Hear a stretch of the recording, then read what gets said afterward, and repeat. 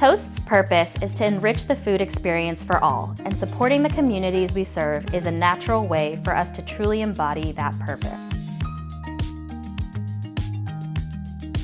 So today, I'm here with 15 other Toasters in Atlanta, working with Blessings in a Backpack to help them fulfill their mission of making hunger-free weekends a reality.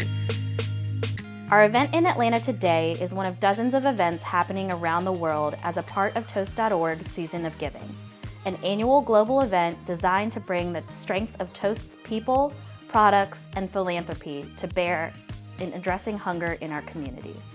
My name is Deidre Tolbert, and I'm the Executive Director at Joseph B. Whitehead Boys and Girls Club. Being on the recipient end of the Blessings in a Backpack from Toast.org is absolutely incredible.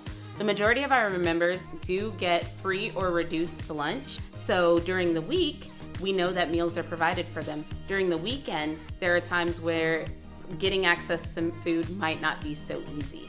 Toast.org packed over 500 bags, and I just want to say thank you to all who were involved.